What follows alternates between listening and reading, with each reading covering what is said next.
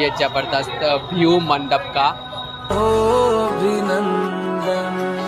जैसा कि मैंने पहले बताया, यहाँ पे मंडप है जहाँ पे सीता जी का शादी हुआ था, तो यही मंडप है। यहाँ पे एंट्री है, यहाँ पे एक टिकट भी लेना पड़ेगा। तो देखते हैं कितने का टिकट मिलता है और फिर टिकट लेके मैं यहाँ से निकलूँगा। फिर मंडप देखते हैं अंदर जाके। वैसे फीस तो 10 रुपये लिखा हुआ है, देखते हैं कितने का मुझे मिलता है।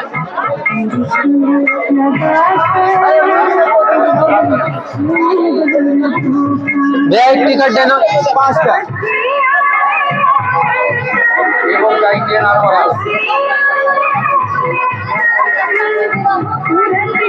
लीजिए।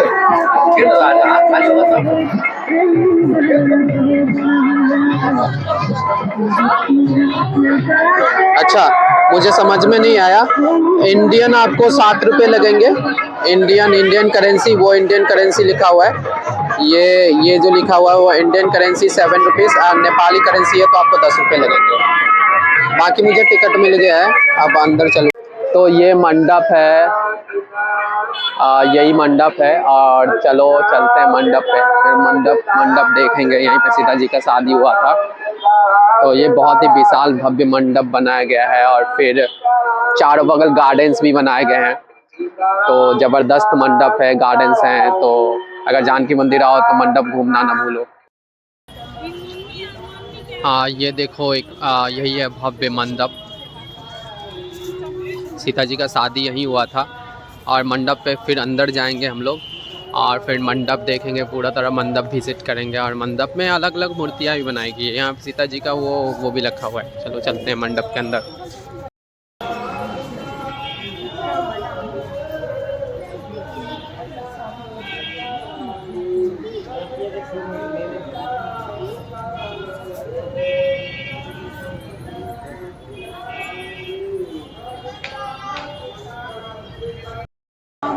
मैंने टीका भी लगवा लिया, और यही वो जगह है जहाँ पे सीता जी का स्वयंवर हुआ था।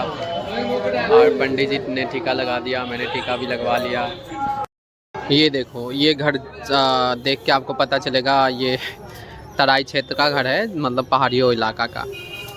इसका जो वो टेरेस बना हुआ है वो इस तरह का कुछ। तो नेपाल में ऐसे घर मिल जाते हैं। चूँकि ये मंदिर है तो मंदिर में ये बना हुआ है। मंदिर के चारों कोने पे एक छोटा छोटा मंदिर, छोटा छोटा मंडप के चारों कोनों पे छोटा छोटा मंदिर बना हुआ है। ये मंडप के पीछे एक गार्डन, अच्छा बेहतरीन गार्डन बना हुआ है। आप यहाँ आके विजिट कर सकते हो, थोड़ा टाइम पास कर सकते हो।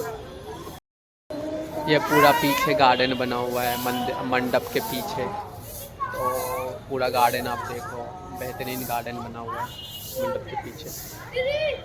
ये टूरिस्ट के दृष्टिकोण से डेवलप किया गया है मेरे हिसाब से। एग्जैक्टली मुझे पता नहीं है, लेकिन होप मैं पता करके बताऊंगा। ये गार्डन कुछ इस तरह का।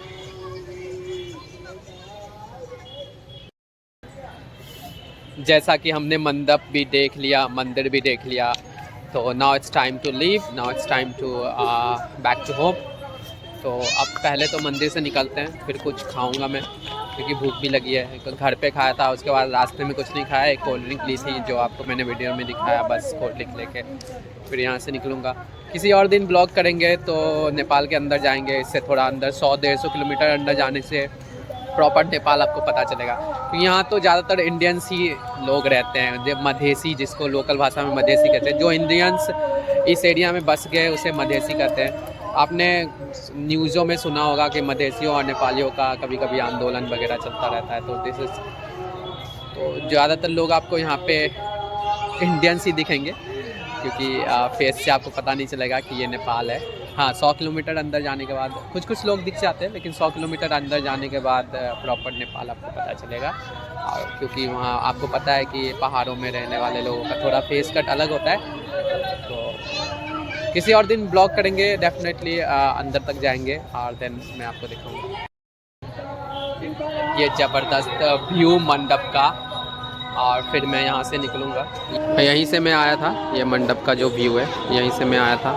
होप आपको दिख रहा होगा, बेहतरीन लगता है। अगर आप कभी आओ तो बेहतरीन लगता है।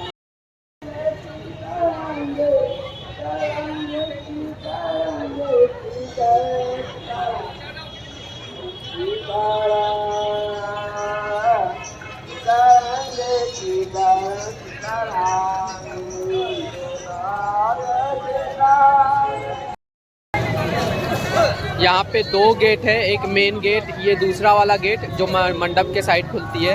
तो मैंने एंट्री किया था मेन गेट से और एग्ज़िट किया था दूसरे वाले गेट से, क्योंकि मुझे मंडप भी विज़िट करना था। बाकी मैं चलता हूँ, मैं पहले अपना शूज़ लूँगा। मैंने शूज़ मेन गेट के पास रखा है, तो पहले तो शूज़ ढूंढना है, दैन शूज़ पहन के फिर यहाँ से निकलेंगे, फिर यहाँ से निकलते हैं। चूँकि मैं रात को रुकूंगा नहीं तो रात को मंदिर का नज़ारा कुछ अलग ही होता है, क्योंकि लाइटिंग्स की बहुत बेहतरीन व्यवस्था की गई है यहाँ पे। तो रात का तो भव्य, इससे भी भव्य दिखता है रात में मंदिर। तो चूँकि मुझे, जैसा कि मैंने बताया, बॉर्डर भी क्रॉस करना है, तो मैं रुक नहीं सकता, और एक दिन का ही मेरे पास भंसार है, जिसे पर्ची कहते हैं, तो definitely it will not possible.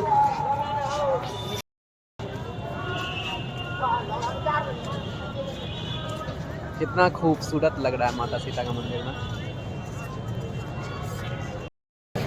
Hope आपको पूरी मंदिर मेरे बैकग्राउंड में अब सही से दिख रही होगी। मुझे अच्छा एंगल मिल गया।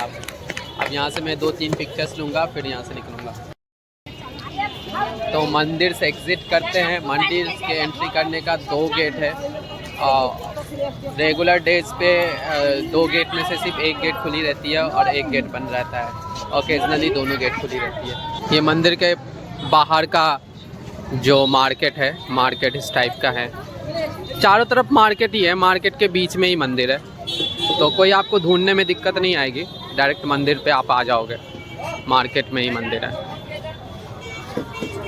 20 रुपये का फुचका खाया है और सिर्फ 10 रुपये देने पड़ रहे हैं। इंडिया से हो तो अमीर तो रहोगे ही नेपाल में।